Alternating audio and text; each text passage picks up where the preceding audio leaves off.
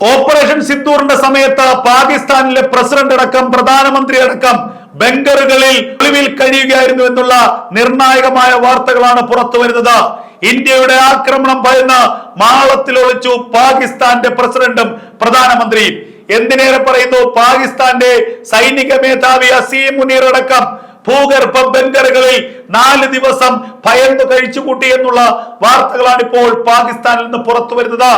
ഇന്ത്യയുടെ ആക്രമണം എത്രമാത്രം രൂക്ഷമായിരുന്നു എന്നതിന്റെ ഏറ്റവും വലിയ തെളിവാണ് ഇപ്പോൾ പുറത്തു വരുന്ന ഓരോ വാർത്തയും. ഇന്ത്യ പാകിസ്ഥാനെ ആക്രമിച്ചത് 4 ദിവസമാണ്. മെയ് മാസം 7-ാം തീയതി ആരംഭിച്ച ഇന്ത്യയുടെ ആക്രമണം മെയ് മാസം 11-ാം തീയതി അവസാനിച്ചു. എന്നാൽ പാകിസ്ഥാന് വർഷങ്ങൾ നീണ്ട യാതനയും ദുരിതവുമാണ് 4 ദിവസം കൊണ്ട് ഇന്ത്യ സമ്മാനിച്ചത്. പഹൽഗാമിലെ ഭീകരാക്രമണത്തിനുള്ള ഇന്ത്യയുടെ തിരിച്ചടി, ആ തിരിച്ചടിയുടെ കെടുതികളെ കുറിച്ച് ഇപ്പോൾ പാകിസ്ഥാൻ സമ്മതിച്ചിരിക്കുന്നു. ഒരു കാലത്തൊന്നും സംഭവിച്ചില്ല എന്ന് പറഞ്ഞ പാകിസ്ഥാന്റെ സൈനിക മേധാവിയും പാകിസ്ഥാന്റെ ഭരണത്തലവന്മാരും ഇപ്പോൾ ഇതാ ആണയിട്ട സത്യം പറയുന്നു. ഓപ്പറേഷൻ സിന്ദൂറിൽ ഞങ്ങൾക്ക് കനത്ത തിരിച്ചടി ഉണ്ടായി.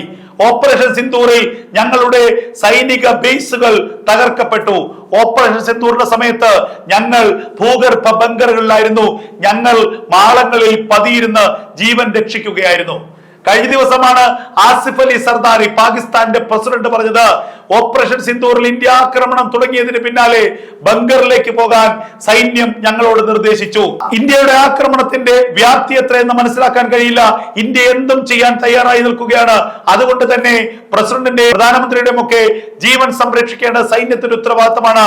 അതുകൊണ്ട് ദയവ് ചെയ്ത് ബങ്കറുകളിലേക്ക് ഒളിക്കണമെന്ന് പാകിസ്ഥാൻ സേന തങ്ങളോട് പറഞ്ഞു എന്ന് പറയുന്നത് പാകിസ്ഥാന്റെ പ്രസിഡന്റ് ആസിഫ് അലി സർദാരിയാണ്. 2 ദിവസം മുമ്പാണ് പാകിസ്ഥാന്റെ വിദേശകാര്യമന്ത്രി ഇഷക് ദർ ഒരു തുറന്നു പറച്ചിൽ നടത്തിയത്. അത് മറ്റൊന്നുമായിരുന്നില്ല, ഇന്ത്യയുടെ ഓപ്പറേഷൻ സിന്ദൂറിൽ പാകിസ്ഥാന് വലിയ തിരിച്ചടി ഉണ്ടായി. നൂർ ഖാൻ അടക്കമുള്ള പാകിസ്ഥാന്റെ എയർ ബേസുകളിൽ വലിയ നാശനഷ്ടമാണ് ഇന്ത്യയുടെ ആക്രമണം ഉണ്ടാക്കിയത്. എന്നാൽ ഇത് അന്ന് ഞങ്ങൾ തുറന്നു പറഞ്ഞിരുന്നില്ല എന്ന് പറഞ്ഞത് ഇഷക് ദർ ആണ്.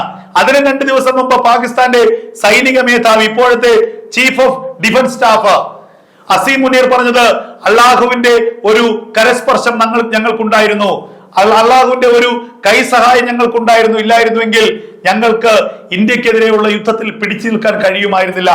ആ കൈസഹായം, ആ കരസ്പർശം മറ്റൊന്നുമായിരുന്നില്ല, അമേരിക്കൻ പ്രസിഡന്റ് ഇടപെട്ടുകൊണ്ട് യുദ്ധം അവസാനിപ്പിക്കാനുള്ള ആ നീക്കം തന്നെയായിരുന്നു. അമേരിക്കയുടെ മുന്നിൽ പാകിസ്ഥാൻ കൈകൂപ്പി ഇന്ത്യയെ എങ്ങനെയെങ്കിലും നിലക്കി നിർത്തണം, ഇന്ത്യയോട് പറഞ്ഞ യുദ്ധത്തിൽ നിന്ന് പിന്തിരിപ്പിക്കണം, ഇല്ലെങ്കിൽ ഞങ്ങളുടെ സർവസ്വവും ഇന്ത്യ തീർക്കും. ഇന്ത്യയുടെ റഫേലുകൾ ഇതാ പറന്ന് വരികയാണ്. ഇന്ത്യയുടെ ബ്രഹ്മാസ്ത്രം ബ്രഹ്മോസ് 2 മാത്രമേ ഇന്ത്യ ഉപയോഗിച്ചുള്ളൂ. അപ്പോൾ തന്നെ പാകിസ്ഥാന്റെ പകുതി ജീവൻ പോയി.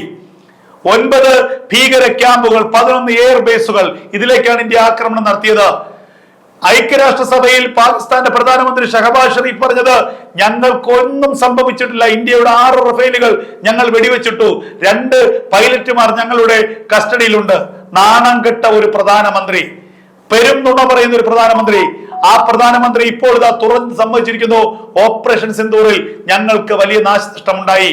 ഓപ്പറേഷൻ സിന്ദൂറിന്റെ സമയത്ത് ഞങ്ങളെല്ലാം ബങ്കറിൽ ഒളിച്ചിരിക്കുകയായിരുന്നു എന്ന് പാകിസ്ഥാന്റെ പ്രസിഡന്റിന് ഒടുവിൽ സമ്മതിക്കേണ്ടി വന്നു എന്നുള്ളതാണ് യാഥാർത്ഥ്യം.